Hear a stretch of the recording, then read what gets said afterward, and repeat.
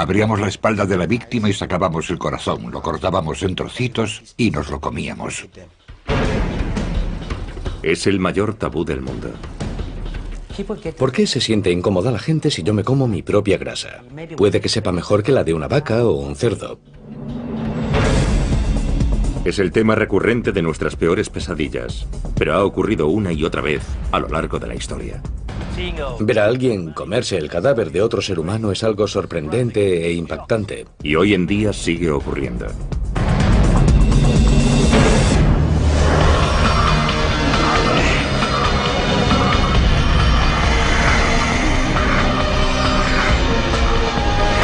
Extraños rituales. Caníbales.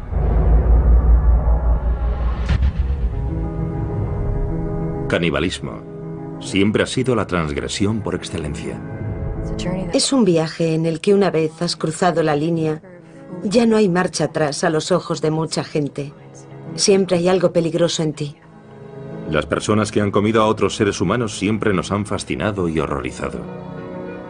Cuando pensamos en canibalismo, nos sentimos especialmente incómodos si pensamos en un miembro de nuestra sociedad involucrado en un comportamiento caníbal. Es mucho más cómodo pensar en alguien que hace algo así en un lugar muy lejano o que lo hizo hace mucho tiempo. Pero la verdad es que el canibalismo no forma parte solo de la historia antigua. Desde las junglas de África Occidental hasta las galerías de arte del Tokio moderno, los seres humanos siguen haciendo lo impensable y consumiendo carne humana.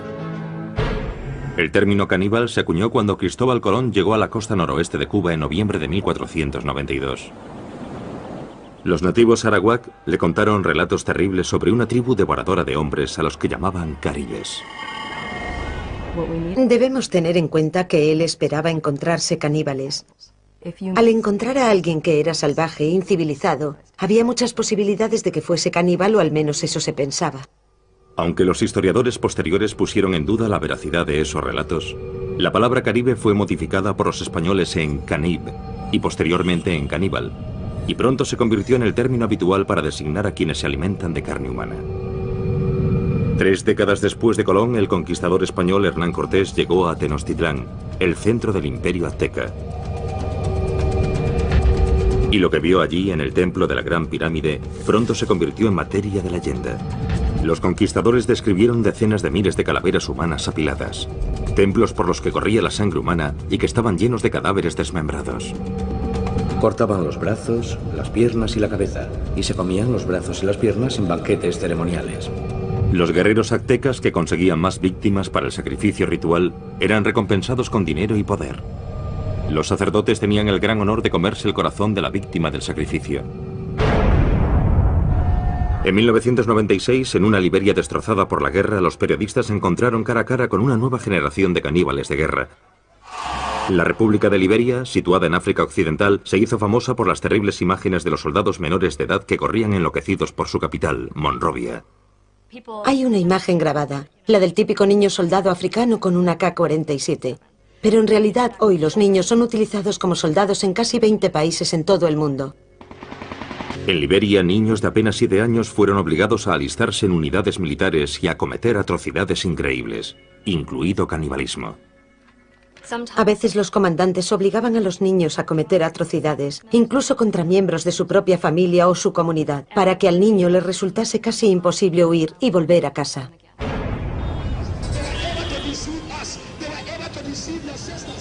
Joshua Bly era uno de los señores de la guerra más famosos de Liberia. Presume de ser responsable personalmente de la muerte de más de 20.000 hombres, mujeres y niños. Él y sus seguidores además practicaron el canibalismo. Creían que comer corazones humanos les hacía invencibles. Si me disparas no pasará nada. Si un hombre se pone ante mí con un lanzagranadas, yo me quedo allí y digo, vuelve al lanzador. Solo con un dedo, sin protección, nada.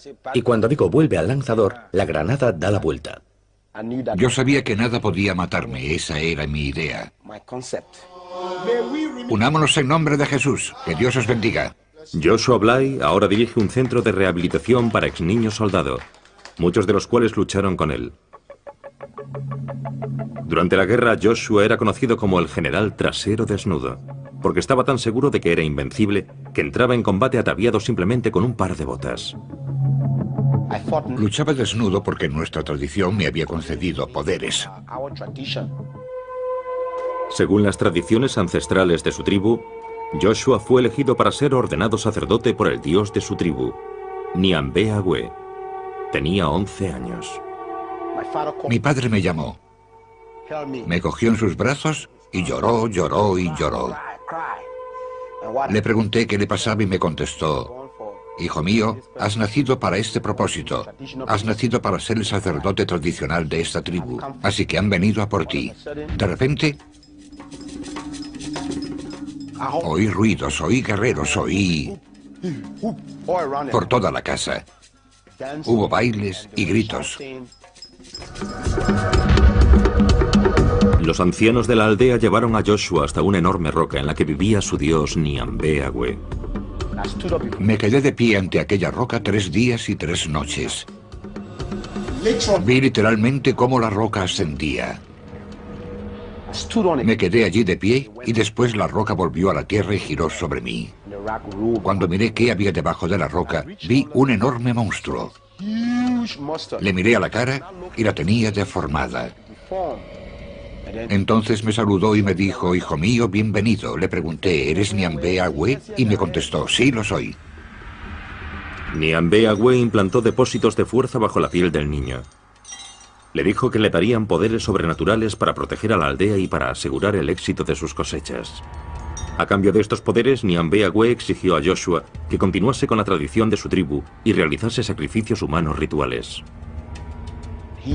Me dijo que tenía muchos sacerdotes que no cumplían con las tradiciones y que tenía que matarlos.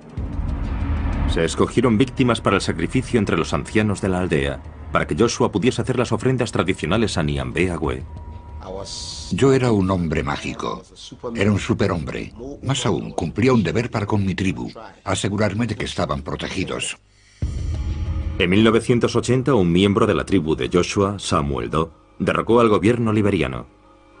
El deber de Joshua como sacerdote de Doe era llevar a cabo sacrificios humanos. Los glóbulos blancos de las víctimas se usaban como pociones mágicas para asegurar el poder de Doe. El sargento mayor Samuel Canyon Doe era el presidente, así que inyectamos su fama en la mente de la gente, tomando estos glóbulos blancos y llevándolos a diferentes restaurantes y pagándole a los dueños de esos restaurantes para que los incluyesen en el menú. Así, todos los que comían en ese comedor automáticamente temían al presidente Doe. Cuando Samuel Doe fue asesinado en 1990, Joshua Bly se nombró a sí mismo general trasero desnudo y tomó el mando de una unidad de niños soldado. Fue el comienzo de los 6 años del reinado de terror de Joshua, convertido en uno de los más sangrientos señores de la guerra de Liberia. El sacerdote liberiano Joshua Bly cambió su nombre por el de general trasero desnudo cuando asumió el mando de un grupo de soldados en la guerra civil de Liberia. Pasé de ser un sacerdote a ser un guerrero tradicional. En aquella época yo tenía 14 años. Cuando conocí a Trasero Desnudo éramos 28 soldados jóvenes. Como la mayoría de los niños soldados, Sarti Bropley no decidió libremente ir a la guerra. Mi padre fue asesinado por los soldados rebeldes. Y mi madre estaba sola. Mis hermanos y hermanas eran niños. Y en aquella época, si no eras soldado, no podías salir a trabajar ni conseguir comida para tus padres, que acababan muriendo de hambre. Así fue como me metí en la guerra. Como guerrero tradicional, Joshua empleó el sacrificio humano y el canibalismo ritual para otorgar poder y proteger a sus jóvenes soldados. Nos dijo que debíamos bañarnos en sangre y beberla. Yo le dije que no podía bañarme en sangre, ni por supuesto bebérmela, que no lo había hecho nunca. Y me dijo que eso me haría poderoso si quería seguir con él, y que era la única forma de que las balas no me alcanzasen. Así que me dio su sangre. Cuando bebí aquella sangre empecé a sentirme mal, quería vomitar. Joshua disparó un arma para distraer al joven Sarti de sus náuseas. Disparó una bala al aire y me hizo valiente. Cada vez que oigo un disparo me vuelvo valiente. Y después me preguntó, ¿cómo te sientes? Le contesté que cuando disparaba mi corazón latía y que me sentía valiente, que quería luchar, y se echó a reír. Los hombres de Joshua realizaban sacrificios humanos rituales antes de cada batalla para aumentar sus poderes y ser invencibles. Es como un toquecito al poder que ya tienes. Había que activarlo para luchar. Todo el mundo tenía un día en el que debía hacer un sacrificio humano. Llegó mi momento. Me dijo, hoy sacarás tú el corazón. Abríamos la espalda de la víctima y sacábamos el corazón, lo cortábamos en trocitos y nos lo comíamos. Si éramos 15 hombres, hacíamos 15 trozos y nos los repartíamos. Y él cogía el más grande, se lo comía, y después nos daba a los demás y todos comíamos. Y bebíamos sangre y nos bañábamos con ella. Así que yo empecé a acostumbrarme. Se convirtió en una parte de mí. Entonces, cada vez que teníamos un ataque, y era un ataque importante, antes de combatir, hacíamos un sacrificio. Y si teníamos 10 ataques el mismo día, comíamos 10 corazones el mismo día. Los soldados de Joshua también mataban y se comían a sus enemigos tras la victoria. Dicen que si una persona es un guerrero, si es espiritualmente poderoso, cuando lo matas consigue su poder. Si un enemigo fuma, no nos comemos su corazón, no sirve. Los relatos de los poderes mágicos de Joshua infundían miedo a sus enemigos. Cuando yo grito, todos los que están a mi alrededor quedan hipnotizados. Cuando despierto, abro las manos y grito. Nos dispersamos porque era muy poderoso. Trasero Desnudo llegó al frente cantando una canción tribal. Tenía un hacha en la mano y yo me sentí débil. Muchas personas declararon que Joshua era capaz de hacerse invisible a voluntad. Cuando el fuego es muy intenso, a veces desaparece. Si me disparas no pasa nada, puedo desaparecer. ¿Se volvió invisible? Sí, por supuesto. En 1996, los 6 años de campaña de canibalismo y asesinato de Joshua llegaron a su fin cuando se convirtió al cristianismo. Alabado sea el Señor.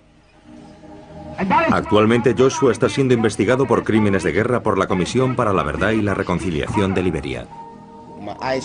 Mis ojos se abrieron cuando me convertí al cristianismo y descubrí que Nyambe Agüe era un fraude. He encontrado un poder mejor. Y ese poder es el nombre de Jesús. Y ese poder está en la sangre de Jesús.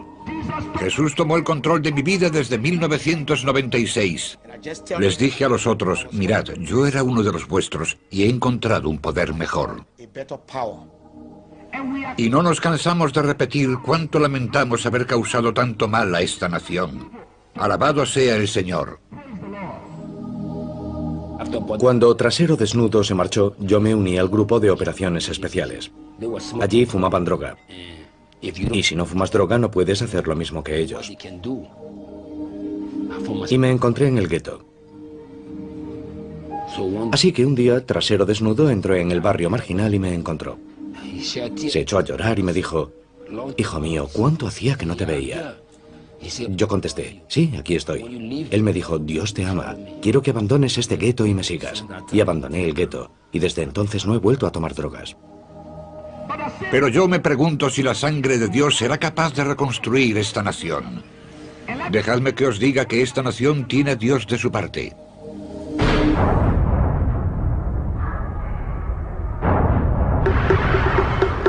A lo largo de la historia, el canibalismo y la religión a menudo han ido de la mano.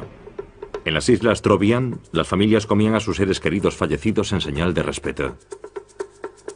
El consumo de ciertas partes del cuerpo humano en el marco de determinados rituales funerarios está considerado una forma de compartir el destino de una persona a la que estás muy unido. La filosofía subyacente es muy sublime. En realidad es muy profunda y hermosa en muchos sentidos. La idea del canibalismo se encuentra incluso en la base del ritual de comunión cristiano.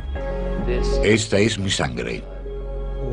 Podemos entender la idea de que Jesús entre en el pan y en el vino, que se convierta en su carne y sangre. Te amamos y te alabamos, Señor.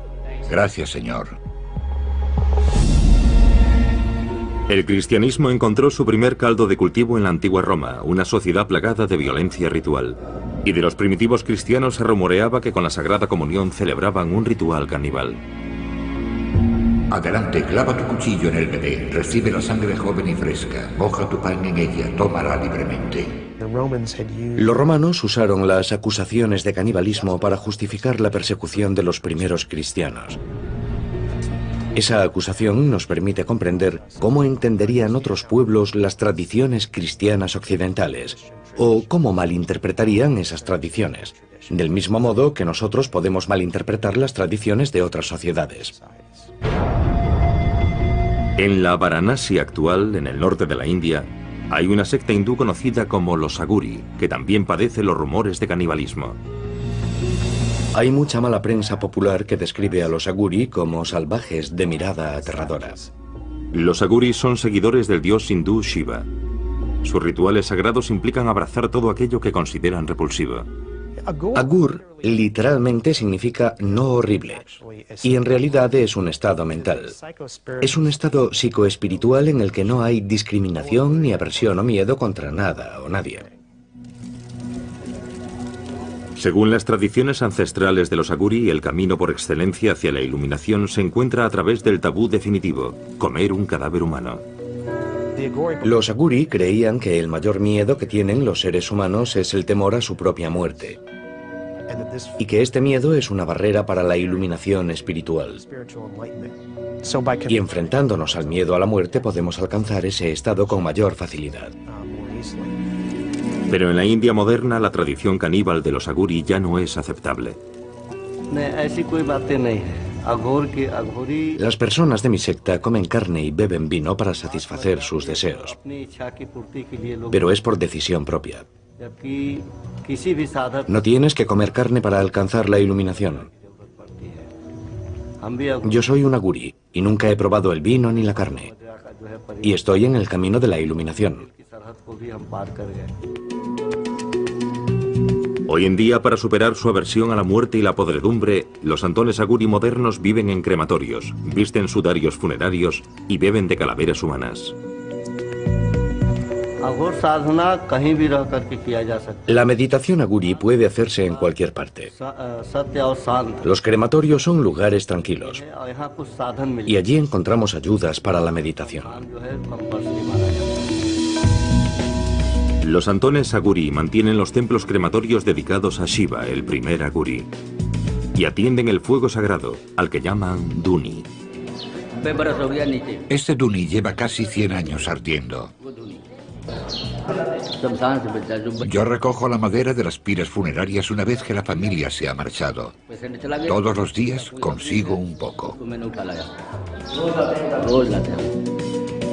El Duni es el último eslabón que vincula a los Aguri modernos con su pasado caníbal. En un ritual de canibalismo simbólico, los santones cocinan sus alimentos en las ascuas calientes que han dejado las piras funerarias.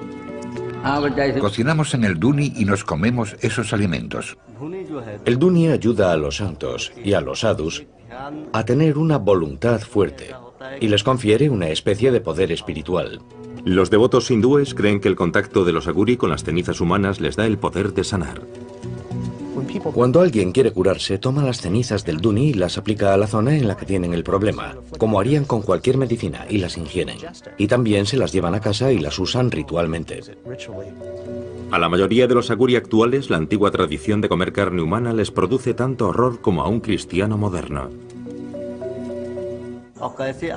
Hace años la gente comía carne y bebía alcohol en este templo, pero se dieron cuenta de que lo que hacían estaba mal.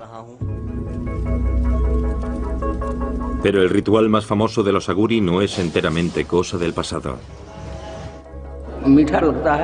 Sabe un poquito dulce y hace que la lengua se te hinche.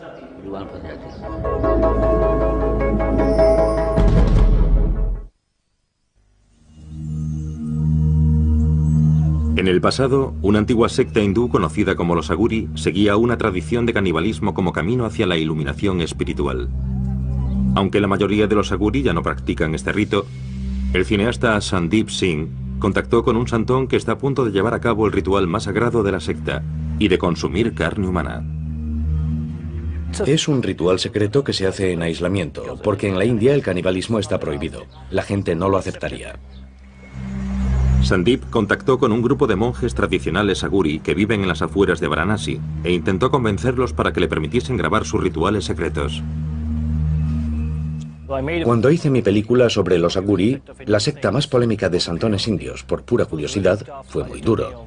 Tardé casi un año en convencer a los aguri y otro año en encontrar a un aguri que fuese a practicar el canibalismo. Según la tradición ancestral aguri, solo es necesario consumir carne de un cadáver 1 o 2 veces en la vida como acto de purificación extrema. El santón de Sandip vivía a orillas del Ganges, río abajo desde Varanasi, la ciudad más sagrada para los hindúes. Dicen que el señor Shiva separó a Kashi, Varanasi, del cosmos. Por eso, si alguien muere en Kashi, se librará de la carga de sus pecados y obtendrá el moksha, que se podía traducir como la liberación, la salvación. Los hindúes acuden desde todos los rincones del mundo hasta Varanasi para incinerar a sus seres queridos a orillas del río sagrado.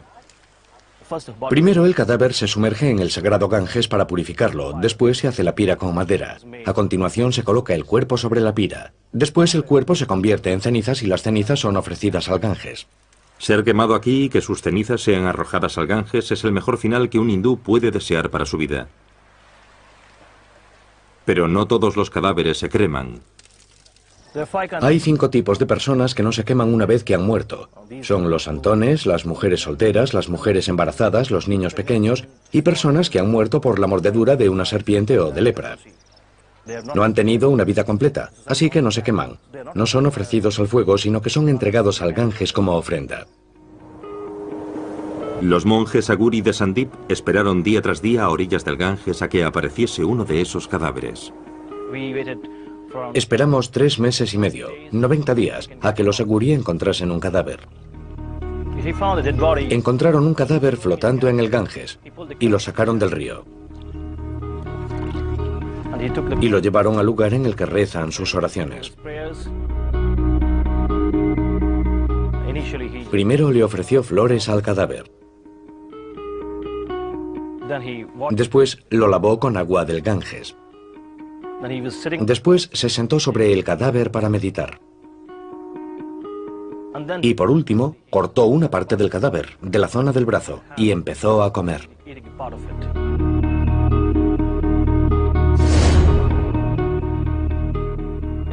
Se comió una parte. Olía mal, olía fatal. Ver a alguien comerse un cadáver de otro ser humano es algo sorprendente e impactante. Algo que a mí personalmente no me gustó. Pero después lo comprendí, cuando supe la lógica y las razones que estaban tras ese ritual.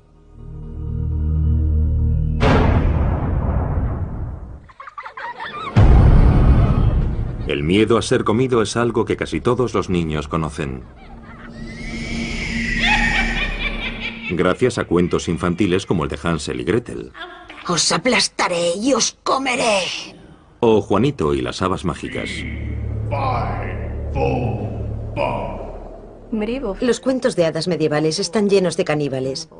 Aparecen también en relatos mucho más antiguos como los de la mitología griega.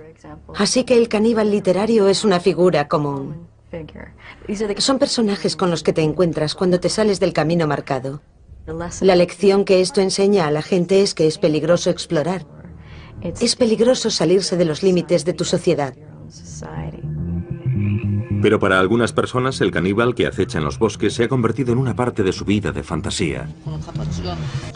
Muchas personas de diferentes culturas han relacionado el impulso sexual y el amor romántico con la comida y el acto de comer. Los enamorados suelen usar términos relacionados con el apetito como quiero comerte, estás buenísimo o te comería enterito.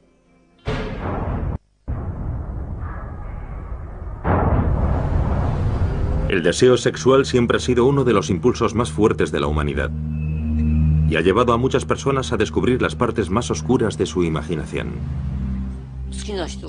Sí, cuando me gusta alguien, quiero ver a esa persona lo máximo posible y olerla, besarla, lamer su piel. Y siguiendo esa línea, para mí es muy natural desear comer su carne. En París, en 1981, Issei Sagawa hizo realidad sus fantasías caníbales cuando mató y se comió a una compañera de clase, Renée Hartebel. Disparó a René en la nuca con un rifle del calibre 22 cuando ella rechazó sus proposiciones. Después procedió a desmembrar e ingerir partes de su cuerpo. 2 días después, cuando intentaba deshacerse de su cadáver mutilado en un parque, fue detenido por la policía francesa. Los tribunales franceses le declararon incapacitado mentalmente y hoy vive en Tokio y es un hombre libre.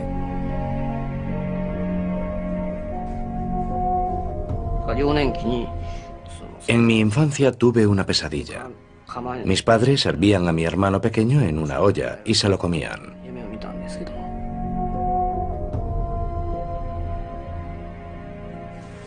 Mis padres y mi hermano son gente normal, así que todavía no entiendo por qué yo soy el único que tenía esa extraña obsesión con el canibalismo. No lo entiendo. Y me gustaría averiguarlo antes de morir. Como había matado a una chica y me la había comido, creía que nunca podría volver a salir con nadie. Pero la primera carta que recibí en la cárcel francesa fue de una alumna de un instituto japonés. La segunda carta fue de una mujer francesa de unos 30 años que me decía que yo era una víctima de una sociedad dominada por los hombres. Me sorprendió. Siempre me he preguntado por qué les fascinaba tanto. Todavía no sé cuál es la razón. Si yo no fuese un criminal, sino una persona normal, nunca me acercaría a un criminal como yo. Issei ha sido protagonista de programas de televisión, reportajes de prensa, páginas web y canciones de rock. Pero a pesar de la fascinación de la opinión pública con su crimen, en su vida diaria Issei es tratado como un proscrito. Incluso en mi propio barrio, cuando la gente se entera de quién soy, me ignoran completamente si los saludo por la calle. Es un odio total. Sé que es algo natural, pero sigue siendo duro. Por supuesto, antes de pensar en mi vida, debo pensar en René y en su familia. Ellos sufren un dolor terrible. Si yo me encontrase en su lugar, si mi hija hubiera sido devorada por un hombre pequeño y de cara amarilla, creo que realmente no podría soportarlo. Incapaz de encontrar trabajo, Issei dedica sus días a explorar su obsesión por el cuerpo femenino en sus dibujos y pinturas. Desde muy joven, siempre me he sentido atraído por las mujeres occidentales. Y todo comenzó con Grace Kelly. Empecé a comer por las nalgas, así que estoy obsesionado con las nalgas. Vi una foto como esta y no pude resistirme a dibujarla. Prefiero las nalgas a los pechos, pero estos me parecieron bonitos, así que los dibujé. A la hora de comer, los pechos son todo grasa y realmente no son comestibles. Esta es la señorita Aya Ueto. Es muy popular últimamente. No solo quiero comérmela, sino que creo que es una actriz con muchísimo talento. Y todavía es joven. Más de 20 años después de que su crimen conmoviese al mundo, Issei se ha hecho famoso entre un público completamente nuevo, a través de una exposición en una galería de arte. Este es un momento feliz. Toda esta gente es muy joven y además hay mujeres guapas. El caníbal Issei Sagawa es rechazado por la mayoría de la sociedad japonesa, pero esta noche su fama le ha permitido escapar momentáneamente de su aislamiento. Una pequeña exposición en una galería de arte local. Yo tenía 20 años cuando leí el famoso libro Cartas de Sagawa. Sinceramente no sabía nada más sobre él. No tenía ni idea de a qué se había dedicado desde entonces. No sabía que pintaba. Están todas desnudas. No debería enseñárselos a mujeres. Son maravillosos. Le he hecho algunas preguntas y su forma de hablar es encantadora. En cierta medida he quedado satisfecha. El incidente me tocó muy de cerca. Yo no quería comerme a nadie, pero tengo secretos que no puedo contarle a nadie. Y estoy de acuerdo con él en que todos queremos compartir esos secretos. Esas partes que ha dibujado son partes blandas del cuerpo humano. Estoy seguro de que esa es su obsesión y por eso las ha dibujado. Estos cuerpos a mí me parecen japoneses, pero esa cara es occidental. Me pregunto, ¿qué es lo que le gustará ahora? Este es un momento feliz. Vivo solo, pero toda esta gente es muy joven. Y además hay mujeres muy guapas. Es muy divertido. Esto me recuerda las ganas que tenía de divertirme así. Cuando estás solo no haces más que pensar.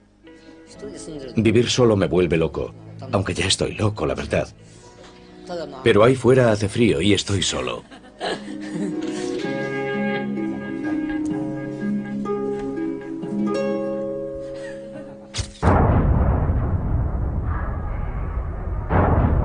Los seres humanos se han sentado cómodamente en lo alto de la cadena alimenticia durante siglos. Así que es natural que uno de los mayores tabúes que rodean al canibalismo sea nuestro miedo a convertirnos en una fuente de alimento. Si llegásemos a considerarnos carne, comida, acabaríamos con la idea de que somos especiales. Y eso chocaría con cualquier noción de lo que significa ser humano. Desde el siglo XIV, cuando los marineros náufragos echaban a suertes quién sería el primero en servir de alimento, hasta el accidente aéreo de 1972 en los Andes, circunstancias extremas a lo largo de la historia han obligado a diferentes personas a superar el mayor tabú de todos y a ver al prójimo como comida. Este tipo de situaciones llega al corazón de las personas cuando se enteran de ellas, porque hay un miedo primario a dos cosas. Una, a encontrarse en una situación en la que tienes tanta hambre que no te queda otra alternativa que comerte a alguien que conoces. Y dos, a que te coman. Desde el asedio de Jerusalén en el año 70 después de Cristo al sitio de Leningrado durante la Segunda Guerra Mundial, las poblaciones hambrientas se han visto obligadas a alimentarse de los muertos y de los vivos. En Leningrado, los cadáveres abandonados eran convertidos en carne para consumo, y los niños desaparecían misteriosamente. Al final, la policía se vio obligada a formar una división dedicada únicamente a perseguir casos de canibalismo. Los asesinos cumplen su condena y vuelven a la sociedad. El canibalismo es diferente porque es la transgresión de una regla social profundamente arraigada. Es algo con lo que las personas se sienten permanentemente incómodas. En la década de 1840, en el oeste americano, el famoso grupo de inmigrantes conocido como Donner Party recurrió al canibalismo al quedar atrapado en la nieve, en las montañas de Sierra Nevada. Cuando James Reed llegó con el grupo de rescate, le horrorizó lo que vio. Sus camaradas supervivientes, rodeados por los restos de su atroz festín, parecían más demonios que seres humanos. Estos inmigrantes atrapados en la nieve intentaron por todos los medios evitar canibalizar a sus muertos. Estas personas hambrientas llegaron a describir cómo comían en platos de porcelana y usaban cuchillos y tenedores para mantener cierta apariencia de civilización. La gente está más cómoda si ve a los caníbales como salvajes, porque nadie quiere pensar que sería capaz de entregarse a ese tipo de comportamiento.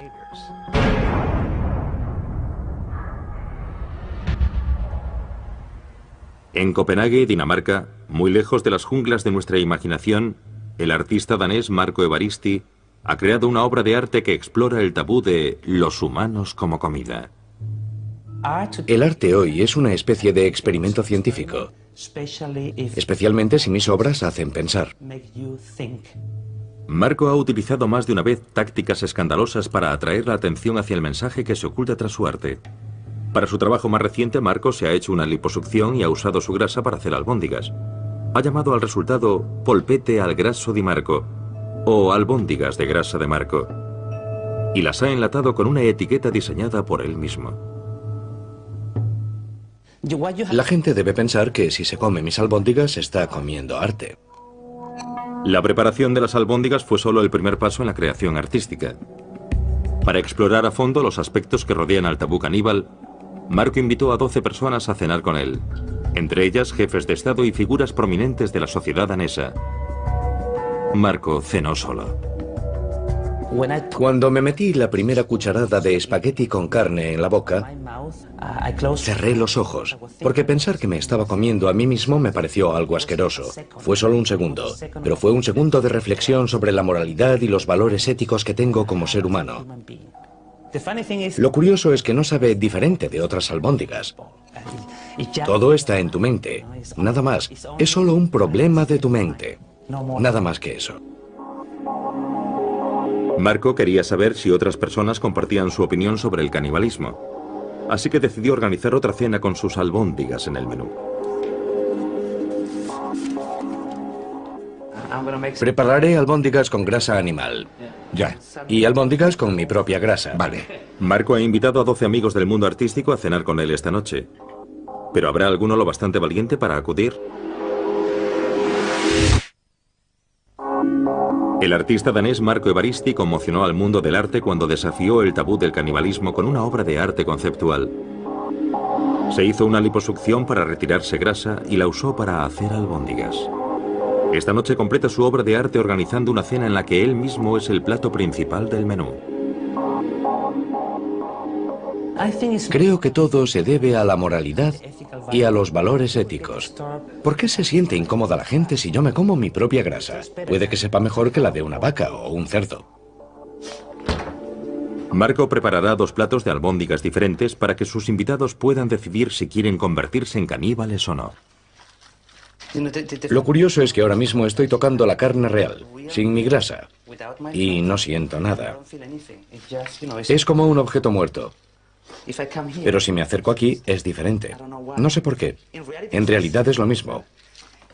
Pero es mi conciencia. Mi adoctrinamiento sobre la carne humana o sobre la grasa humana. Bueno, le pondré más ingredientes porque voy a vomitar.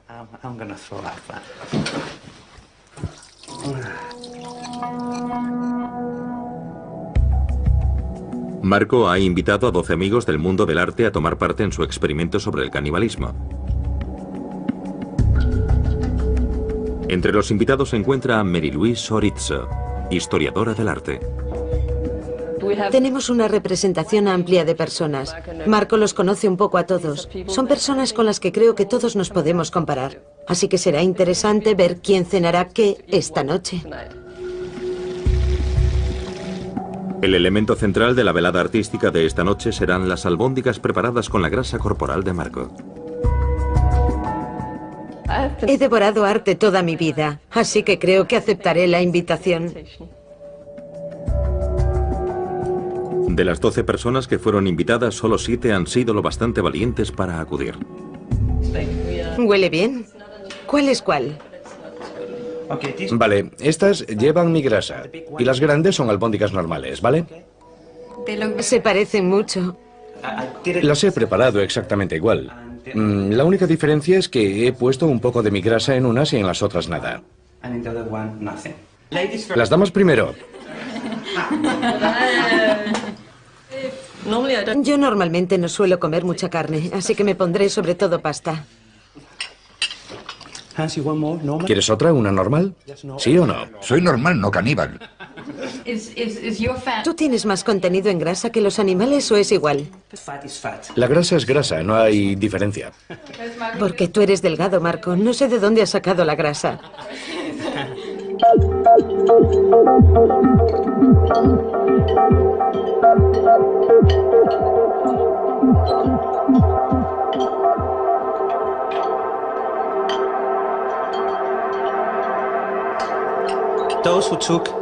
Los que habéis tomado albóndigas con mi grasa deberíais probar una de las otras e intentar explicar la diferencia que hay entre ellas. Creo que es un buen experimento.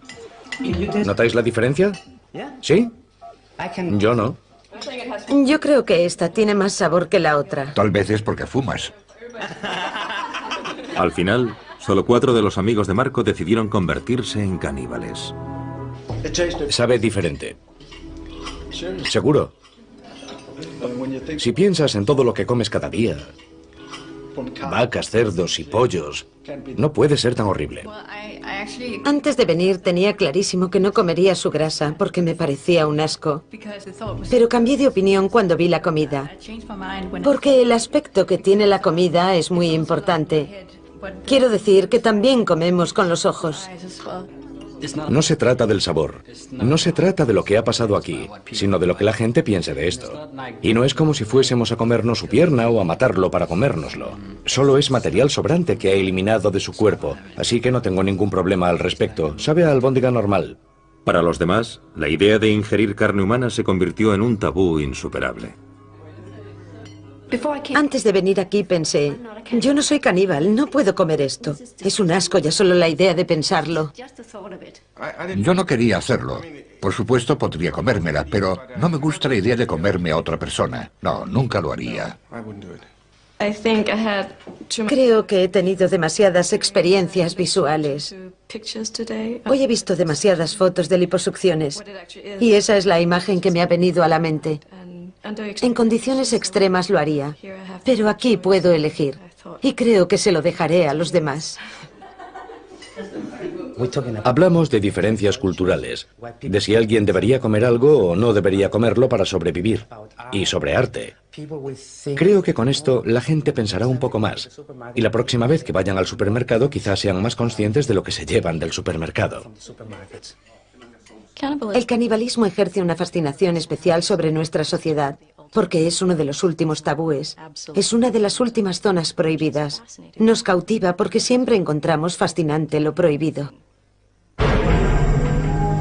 Desde que la humanidad existe, el canibalismo nos ha fascinado y espeluznado a la vez.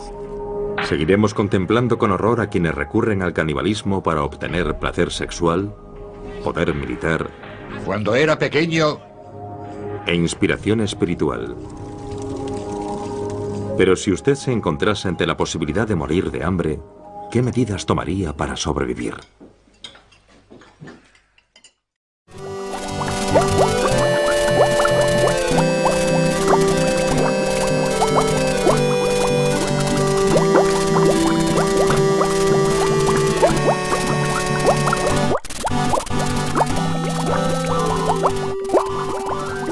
En canibalismo, nos sentimos especialmente incómodos si pensamos en un miembro de nuestra sociedad involucrado en un comportamiento caníbal.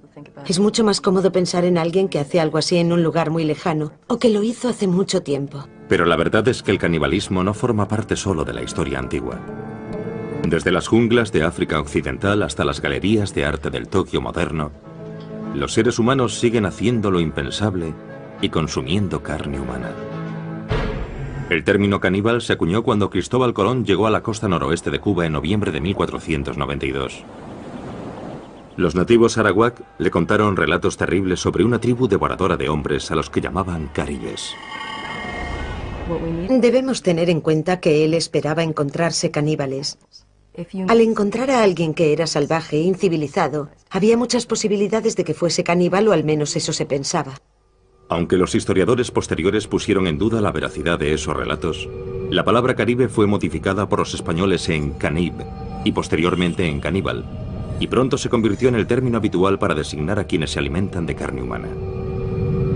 3 décadas después de Colón, el conquistador español Hernán Cortés llegó a Tenochtitlán, el centro del imperio azteca. Y lo que vio allí en el templo de la Gran Pirámide pronto se convirtió en materia de leyenda. Los conquistadores describieron decenas de miles de calaveras humanas apiladas, templos por los que corría la sangre humana y que estaban llenos de cadáveres desmembrados. Cortaban los brazos, las piernas y la cabeza, y se comían los brazos y las piernas en banquetes ceremoniales. Los guerreros aztecas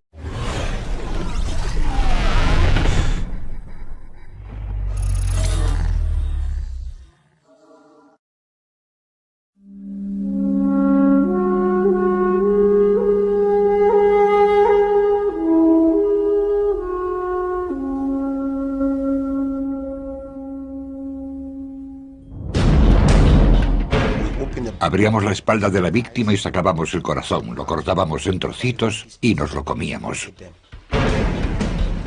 Es el mayor tabú del mundo. ¿Por qué se siente incómoda la gente si yo me como mi propia grasa? Puede que sepa mejor que la de una vaca o un cerdo. Es el tema recurrente de nuestras peores pesadillas, pero ha ocurrido una y otra vez a lo largo de la historia. Ver a alguien comerse el cadáver de otro ser humano es algo sorprendente e impactante. Y hoy en día sigue ocurriendo.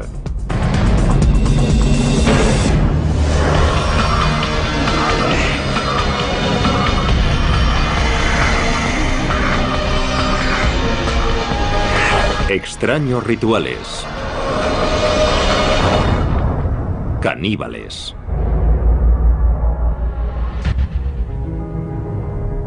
Canibalismo siempre ha sido la transgresión por excelencia. Es un viaje en el que una vez has cruzado la línea, ya no hay marcha atrás a los ojos de mucha gente. Siempre hay algo peligroso en ti. Las personas que han comido a otros seres humanos siempre nos han fascinado y horrorizado.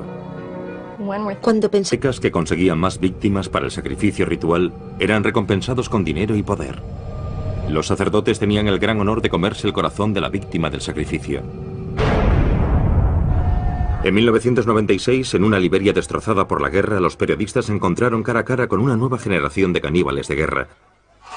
La República de Liberia, situada en África Occidental, se hizo famosa por las terribles imágenes de los soldados menores de edad que corrían enloquecidos por su capital, Monrovia.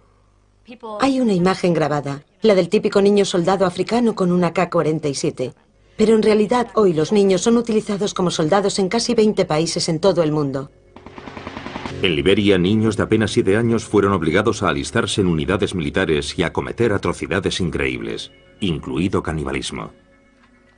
A veces los comandantes obligaban a los niños a cometer atrocidades, incluso contra miembros de su propia familia o su comunidad, para que al niño le resultase casi imposible huir y volver a casa.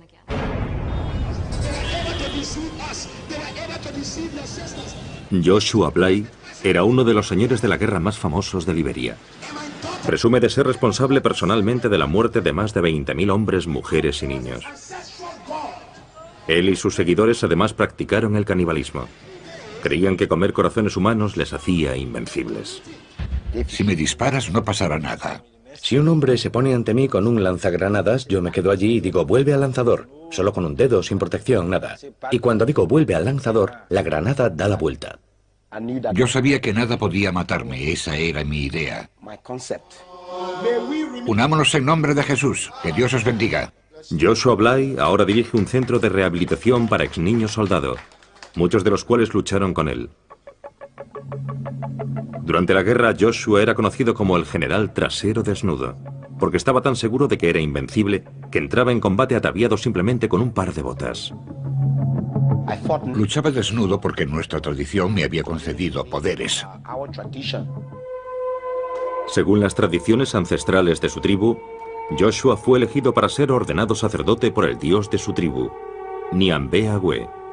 Tenía 11 años. Mi padre me llamó. Me cogió en sus brazos y lloró, lloró y lloró. Le pregunté qué le pasaba y me contestó: hijo mío, has nacido para este propósito. Has nacido para ser el sacerdote tradicional de esta tribu. Así que han venido a por ti. De repente, oí ruidos, oí guerreros, oí por toda la casa. Hubo bailes y gritos.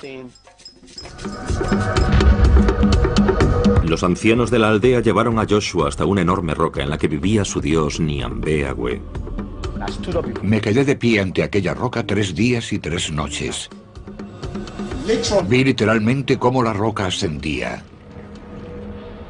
Me quedé allí de pie y después la roca volvió a la tierra y giró sobre mí. Cuando miré qué había debajo de la roca, vi un enorme monstruo.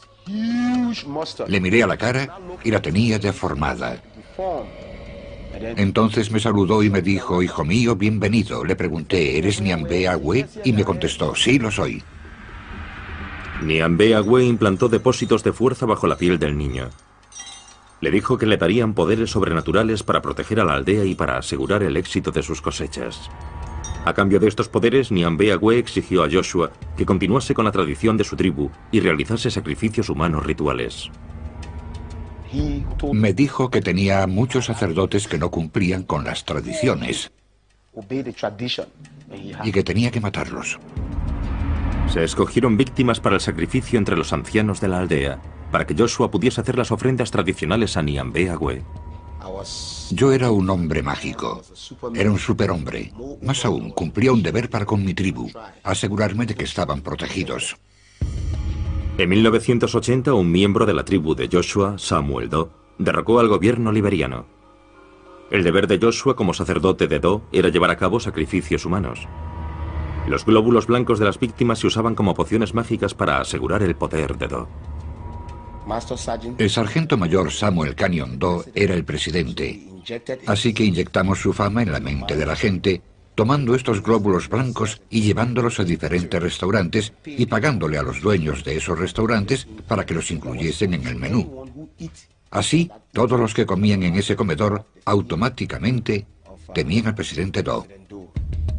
Cuando Samuel Doe fue asesinado en 1990, Joshua Bly se nombró a sí mismo general trasero desnudo y tomó el mando